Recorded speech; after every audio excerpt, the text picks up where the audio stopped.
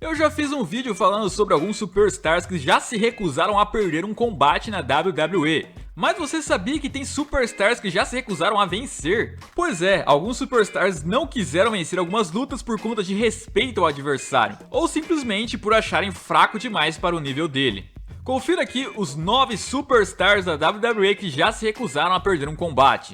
Começo nossa lista com o The Viper Randy Orton. Eu não sei se vocês se lembram, mas o Undertaker tem uma streak na WrestleMania.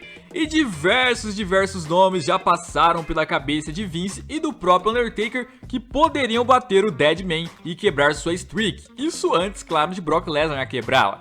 E um nome que veio bastante na mente foi o nome de Randy Orton, que era um dos cotados para fazer isso. Ele que quando enfrentou Undertaker era bastante jovem e tinha aquela gimmick de Legend Killer, ou seja, matador de lendas, o que poderia finalmente de fato fazer com que esse seu slogan de matador de lendas seguisse muito grande, simplesmente mostrasse e provasse de vez que ele era o matador de lendas, quebrando a streak do Undertaker. Então você imagine só. Porém, Randy Orton não quis fazer isso, ele sentiu que não tinha honra suficiente para bater Undertaker e disse que Undertaker deveria seguir com sua streak intacta ou outra pessoa quebrar. Ele simplesmente recusou por respeito ao Deadman. E temos muitos outros casos de caras que se recusaram a vencer justamente contra o Undertaker na WrestleMania. O outro foi o irmão dele, pelo menos dentro da storyline, Kane, o Demon Kane. Eles que foram parceiros, foram rivais, já se enfrentaram em duas WrestleManias, fora rivalidades em outros pay-per-views. O Kane se recusou a vencer o Undertaker na WrestleMania e quebrar sua streak também.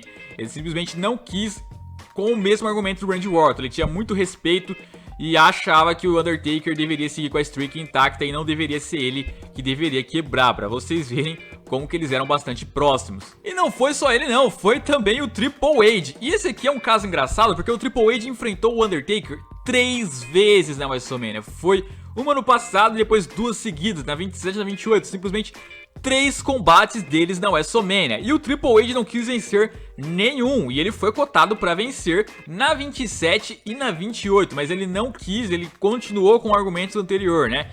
Muito respeito, o Undertaker não pode ter a streak quebrada, pelo menos não por ele não queria ser esse homem, porque ele respeita demais a história do Undertaker, essa streak, ele não queria ter esse papel, essa função, porque querendo ou não, ter essa função de quebrar a streak do Undertaker é algo que ninguém quer ter, é algo que simplesmente ninguém se conforma.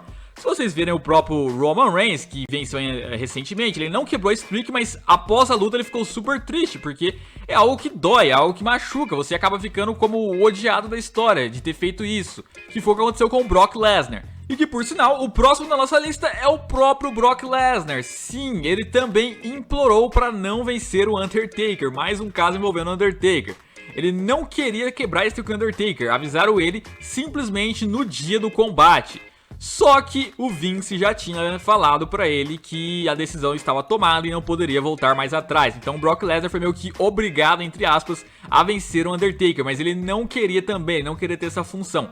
Avisaram ele de última hora, dizem muito, porque todo mundo negava, Triple H, Randy Orton, Kane, então o único jeito de não negar é avisar de última hora, avisar no último dia. Então, aí não tinha como ele se recusar mais, ele teve que quebrar a streak e ficou por muito tempo sendo odiado, vaiado, até hoje muitos odeiam ainda o Brock Lesnar, só depois então que foram começar a entender tal, que ele teve todo o potencial de fazer isso, mas pra vocês verem, né, nem ele que quebrou queria ter feito isso.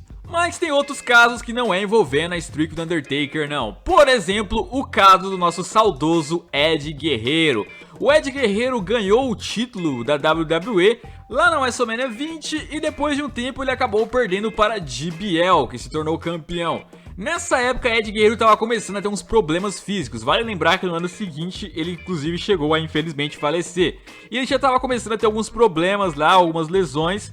E aí a WWE simplesmente foi, depois quando ele tava meio que recuperando, perguntou se ele queria ganhar o título de volta, queria vencer o JBL, já que o público gostava muito dele, e o título pro JBL não tava lá grande coisa, o reinado dele tava começando a enjoar, e ela ofereceu então pra ele voltar ali e ganhar o título, mas ele se recusou, ele falou que não tava muito bem, falou que não estava se sentindo tão legal, provavelmente ia ter que perder o título de novo se ele voltasse, então ele se recusou também a vencer o JBL e ganhar um título, hein? Pra você ver, além de se recusar a ganhar um combate, ele se recusou a ganhar um combate que valia o título principal da empresa. Agora, teve um caso que o cara também recusou a ganhar um combate que valia o título, que era o título intercontinental, mas não foi porque ele achou que ia se sentir mal ou porque não ia trazer credibilidade pro título. Pelo contrário, foi porque o cara se colocou acima do título, que foi o caso do Bret Hart. O Bret Hart não quis ganhar o título intercontinental porque ele falou que era muito pouco. Era muito pouco pra ele, ele queria o título principal, queria o título da empresa da WWF, o título mundial. O título intercontinental era muito fraco, segundo ele, pra ele, né? E na época, aquele título intercontinental era o segundo mais importante da WWF. E ele não quis, simplesmente colocou o título lá embaixo, né? O Bret Hart tinha um ego muito grande, até hoje tem um ego muito grande, né? E não quis, falou, não vou ganhar.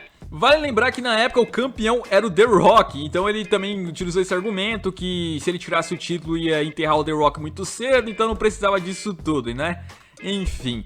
E o nosso último caso é envolvendo os últimos dois superstars da lista, que foi num caso só, que no caso são Edge e Chris Jericho. Edge e Chris Jericho, grandes rios da empresa, na época estavam envolvidos ali com o time do John Cena que iria enfrentar o Nexus, né? O time do John Cena contra o time do Nexus.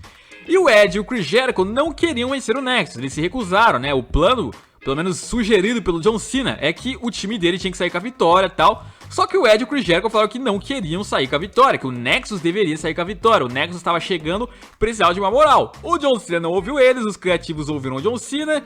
E eles dois então falaram que não queriam fazer parte daquilo, então teriam que ser eliminados na luta. Que foi o que aconteceu? Os dois foram eliminados e aí quem venceu foi o John Cena junto com o Daniel Bryan, né? Eles se recusaram a vencer o Nexus, deram essa sugestão, não ouviram e depois o John Cena enterrou o Nexus, né? Enfim. Mas galera, foram esses os 8 superstars que já se recusaram a perder uma luta. Eu espero que vocês tenham gostado, comentem o que vocês acharam disso, deixa o like, inscreva-se no canal, até a próxima e fui!